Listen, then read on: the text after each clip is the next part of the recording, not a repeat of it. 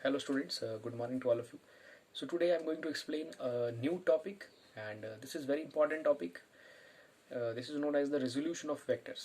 तो resolution of vectors का मतलब है वेक्टर को उसके कंपोनेंट्स में स्प्लिट करना. It is also known as the splitting of vector into its components. तो ये components का क्या मतलब है, मैं एक एग्जाम्पल के तौर पे आपको समझाता हूँ. आई थिंक आप वहाँ से समझने में इस बात को सक्षम हो पाएंगे.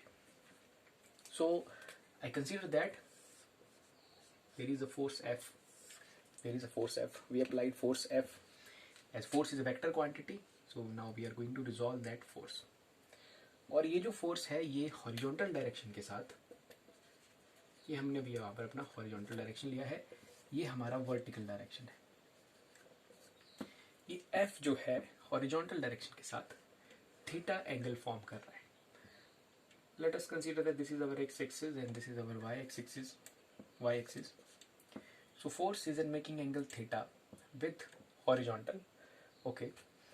So इस फोर्स का हॉरिजॉन्टल कंपोनेंट क्या है, मतलब इस हॉरिजॉन्टल डायरेक्शन में कितना फोर्स है, इस वर्टिकल डायरेक्शन में कितना फोर्स है. अगर हम वो निकाल लेते हैं तो उसे हम कहेंगे कि we resolve that force into its components. तो इस फोर्स के दो कंपोनेंट होंगे, एक होगा हॉरिजॉन्टल कंपोनेंट, एक होगा vertical component. I applied a force F at an angle theta with horizontal.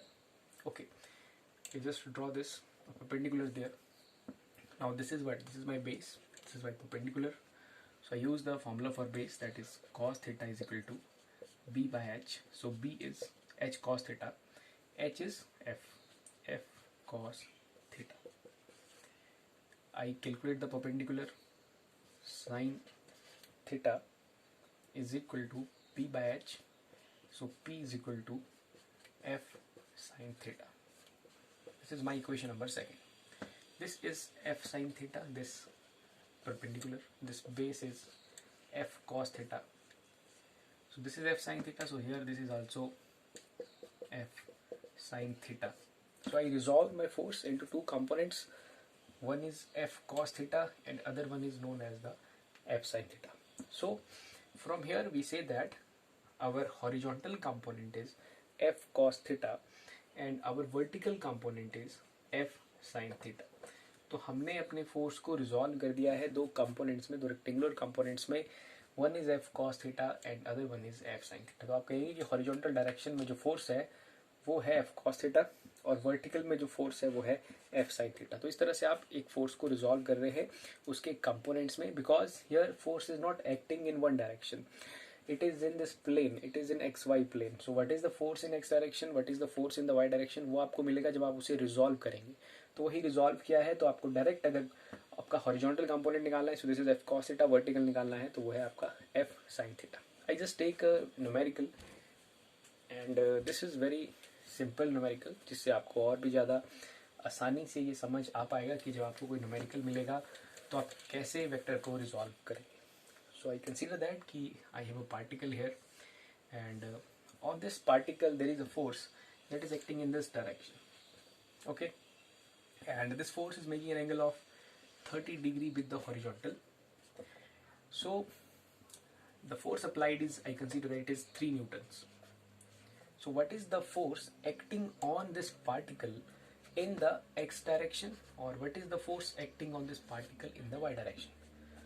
तो हमें पता है कि एक्स डायरेक्शन की तरफ या हॉरिजॉन्टल डायरेक्शन की तरफ, हॉरिजॉन्टल डायरेक्शन कम कहेंगे इसको, ठीक है, because this direction can be interchange, X Y में हम ऊपर नीचे भी ले सकते हैं. So what is the component now in this horizontal direction is F cos 30, vertical is F sin 30. तो आप क्या करेंगे, F की जगह 3 पुट करेंगे, cos 30 होता है √3/2. So the force acting in the horizontal direction is 3√3/2 Newton's and force acting in the vertical direction is 3 into 1/2 is equal to 3/2 newtons. So 3/2 newtons is acting in the vertical direction and 3/2 की जो 3√3/2 की जो force है वो x direction की तरफ यहाँ पर लग रही है. So इस तरह से आप बहुत सारे न्यूमेरिकल्स में इस कॉन्सेप्ट का आपको यूज करना होगा. So you have to remember that the component in the horizontal direction is F cos theta, the component in the vertical direction is F sin theta. ये उसी F के टुकड़े करके हमने अलग अलग से निकाल दिए. I hope you have understood the meaning of resolution of vectors. Thank you very much.